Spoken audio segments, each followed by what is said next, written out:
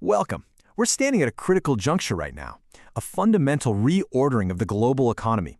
For the last 50 years or so, wealth and power have been built, quite literally, on silicon. But that foundation, well, it's starting to show some serious cracks. So our analysis today isn't going to be about some far-off speculative science fiction.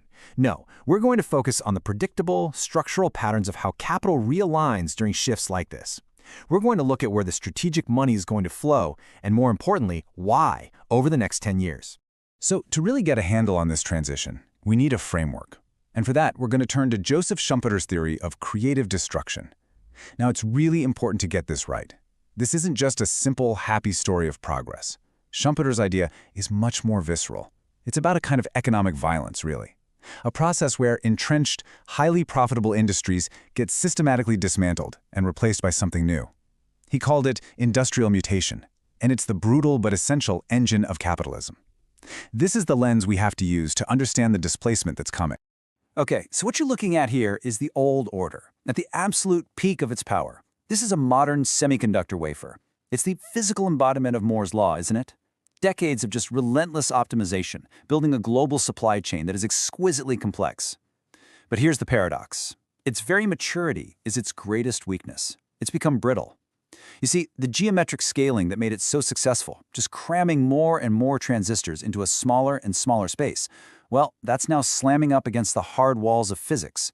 We're literally talking about the scale of individual atoms now, where things like quantum tunneling and massive heat dissipation make it almost impossible, certainly economically unviable, to shrink things any further.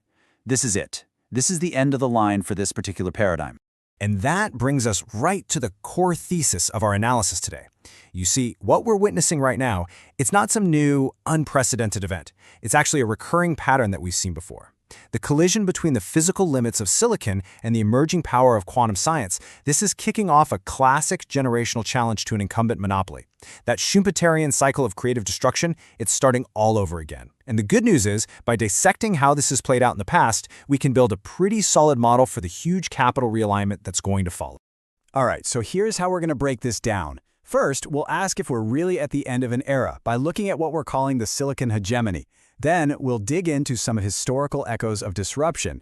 After that, we'll look at the post-silicon frontier, what's coming next. That'll set us up for the investor's playbook, how to navigate this. And finally, we'll wrap up with the big question of power. Okay, let's start with Section 1, this silicon hegemony. You know, to really understand the disruption that's coming, you first have to appreciate the precise structure of the system we have now. The world of advanced semiconductor manufacturing, it's not a free market in any traditional sense. It's actually a very tightly controlled and incredibly effective duopoly. It's the anatomy of a truly modern monopoly. So this whole paradigm, it's basically held up by just two companies, one in Asia, one in Europe. In Taiwan, you've got TSMC, the manufacturer. Think of them as the world's foundry. They make the vast majority of advanced chips for pretty much every major tech company you can name. But, and this is a huge but, TSMC's dominance is completely dependent on ASML, a Dutch company that makes the tools. ASML has an absolute global monopoly on a technology called EUV, or extreme ultraviolet lithography. Their machines are the only things on the planet capable of printing circuits at that sub-7 nanometer scale. So one builds the factories, the other provides the one-of-a-kind proprietary machines. It's a perfectly symbiotic relationship, and until now, it's been completely unassailable. It's the central choke point of the entire digital economy. $400 million. Just let that number sink in for a second. That's the rough cost of one of ASML's next-generation high-NA EUV machines. This isn't just a piece of equipment, it's a strategic national asset. We're talking hundreds of cargo planes to ship it, months to assemble. The capital required is so immense that only a few state-backed corporations can even think about buying one. So a cost structure like this, it doesn't just discourage competition, it makes it structurally impossible within the current paradigm. The moat isn't just wide, it's a vast ocean of capital. All right, Section 2, Echoes of Disruption. This brings us to the historical angle. Because this kind of seemingly untouchable dominance in computing, well, history tells us it's actually a recurring and ultimately a temporary phenomenon. If you look back, the entire history of computing is really a graveyard of successive monopolies. Each one was dismantled not by a direct competitor playing the same game, but by a fundamental shift in the architecture that just made their dominance irrelevant. And the pattern is really crystal clear. You had the vacuum tube giants of the 40s completely wiped out by the transistor. Not just because it was better, but because it had a totally different cost structure. Then, the transistor world was displaced by the integrated circuit, which again, didn't just improve things, it changed the whole economic model of manufacturing electronics. And this is the most critical parallel for us. The integrated circuit led to the microprocessor, and that enabled the decentralized PC to absolutely shatter the centralized, high-margin business model of the mainframe giant IBM. In every single case, a new architecture came along and just changed the economic rules of the game. And that shift from mainframe to PC, it wasn't just about technology. It was ideological.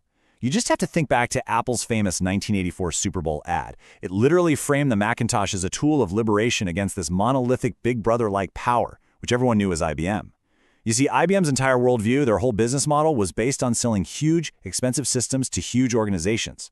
The PC was the polar opposite. It was about distributing computing power to individuals. This wasn't just a new product launch, it was a direct assault on IBM's core identity and its main source of profit. And here's what that failure to adapt looks like on a balance sheet. Negative $16 billion. That's the loss IBM posted between 91 and 93. For the undisputed king of computing, this was a corporate near-death experience. The company was just strategically and culturally trapped in its high-margin, centralized mainframe model. They simply could not wrap their heads around, let alone compete in, a world that was suddenly dominated by low-cost, high-volume, distributed microprocessors. It's a really stark lesson. No matter how entrenched you are, technological dominance is never permanent. It's just a temporary condition, and it's always vulnerable to a shift in architecture. Okay, that brings us to Section 3, the post-silicon frontier. So we've talked about the destruction phase of the cycle. Now let's talk about the creation. The technologies that are now lining up to challenge the silicon architecture, these aren't just small, incremental improvements. They're not just the next step on the same old roadmap. No, they operate on completely different and, frankly, far more powerful principles of physics. The shift here is happening at the most fundamental level you can imagine, the actual particle that carries the information. Classical computing, the entire silicon-based world we live in, is all built on manipulating electrons. Its performance is ultimately limited by the physics of pushing those electrons through silicon, which creates heat and resistance. Now the first challenger, photonic computing, just gets rid of the electron and replaces it with a photon, a particle of light. This completely sidesteps that electron bottleneck, giving you huge gains in speed and energy efficiency, especially for the kind of math that underpins modern AI. Then you have the second challenger, quantum computing, which uses something called qubits. These aren't on-off switches at all. They're quantum systems that tap into the very strange properties of quantum mechanics to do calculations in a way that is just fundamentally impossible for any classical machine. So where does quantum computing get its incredible theoretical power? Well, the main source is a concept called superposition. Think about it like this. A classical bit is simple. It's either a 0 or a 1. A qubit, on the other hand, can exist in a kind of probabilistic cloud of being both 0 and 1 at the exact same time. Now, when you combine that with another weird property called entanglement, where two qubits can be linked so the state of one instantly affects the other no matter how far apart they are, you create a computational space that just grows exponentially. This allows a quantum computer to explore a massive number of possibilities all at once, giving it a decisive speed advantage for a very specific but very important class of problems. Things like material simulation, complex optimization, and, the one that keeps national security folks up at night, breaking modern cryptography. Now, it's really important to understand that quantum computing isn't one single thing. It's actually a fiercely competitive field with a bunch of different hardware architectures, and each one has its own pros and cons. As you can see here, you've got superconducting qubits, which is what folks like Google and IBM are focused on. They're fast, but they need incredibly complex cryogenic cooling, which is a big challenge. Then you have an approach like trapped ions, which companies like IonQ are pursuing. They offer much better stability, but scaling them up is a huge control problem. There are others too, like silicon-based qubits and photonics. But the key takeaway for us is this: no single winner has emerged yet. And because of that, the most likely future isn't a total replacement of classical computers. It's much more likely to be a hybrid model, where these different quantum processing units, or QPUs, act as specialized co-processors, kind of like how a GPU accelerates graphics work alongside a CPU today. All right, Section 4, the investor's playbook. All this technological uncertainty naturally leads us to the strategic implications. Given this complex landscape of competing technologies and geopolitical risks, how should sophisticated capital actually be positioned? Let's move from the science to the strategy. The single most important variable that governs this entire transition is the new geopolitical reality we find ourselves in. The era of predictable globalization, of these hyper-efficient, just-in-time supply chains, that's over. It's definitively over. We are now in an age of structural volatility and strategic fragmentation. And in this new world, high-tech supply chains are no longer just economic pathways. They've been turned into weapons, instruments of national strategy. For any investment in this space, geopolitical risk is now the one risk that sits on top of all the others. And what you see here is the direct consequence of that new reality. The state is back in the game of industrial policy, and in a very aggressive way. You have the CHIPS Act in the US, the European CHIPS Act, China's National Semiconductor Plan. When you add it all up, you're talking about hundreds of billions in government money being deployed. But here's the key. It's not for economic efficiency. It's for strategic resilience and technological sovereignty. Now, for investors, this state-directed capital is a real double-edged sword. On one hand, it's shoring up the old silicon paradigm by funding new fabs. But on the other hand, it's also aggressively funding the next-generation quantum and photonic challengers. This creates a really complex environment where private capital has to learn to swim in the currents of public funding. So, that brings us to the heart of the strategic playbook: 4 distinct ways to structure capital exposure to this transition. First, and this is the most conservative, is what we'll call the picks and shovels play. The idea here is that in any gold rush, the most reliable money is made selling the tools. In this case, that means investing in the essential components that all the quantum architectures need.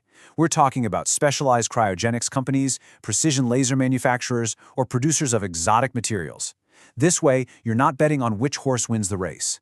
Second is the platform play. This is a more direct, higher-risk, higher-reward bet on one of the full-stack quantum hardware companies themselves, like an IonQ or D-Wave. You're betting that their specific approach will be the first to achieve a real commercial breakthrough. The risk, of course, is that the platforms that lose could end up worthless. Third, you have the strategic hedger. This means focusing on the big, established players who aren't being disrupted but are actually positioning themselves as the critical bridge to the quantum era. Think about NVIDIA integrating quantum simulation into its CUDA platform, or the big cloud providers, Amazon, Microsoft, who are becoming the main distribution channel through their quantum-as-a-service offerings. They basically win no matter which hardware succeeds. And finally, you have the sovereign asset play. This is the highest risk and the most tied to geopolitics. It involves investing in strategic choke points that are becoming national security issues. For example, securing the supply of helium-3, a rare and critical isotope for cooling, or investing in the companies that are building the next generation of quantum-safe cryptography. And that brings us to our final section, which we're calling the question of power. Because at the end of the day, this entire transition, it's not really about the technology itself. It's about a fundamental redistribution of both economic and geopolitical power. So to pull all of this together, the divergence between quantum and lithography, this is the critical battleground for the next generation of technological supremacy. What you have is a fight between a geographically concentrated, capital-intensive manufacturing monopoly and a decentralized paradigm that's based on physics. The winner of this contest won't just lead a new market. They will fundamentally influence the global balance of power. The means of calculation, well, they have always been a primary source of strategic advantage. And so we're left with this one final defining question. For the last half-century, the answer to who holds the power was pretty simple. It was whoever controlled the silicon foundry. But as computational power untethers itself from the physical constraints of lithography, who will ultimately own the means of calculation in the next economy? Will it be the governments that are funding the research, the cloud giants who control the distribution, or the handful of firms that actually master the fundamental physics? That is the most important strategic question of the next decade. The analysis we've gone through today was put together from a range of institutional research, strategic reports, and academic papers. We've listed them here for your reference. And just one final note before we close. This presentation was for educational and informational purposes only.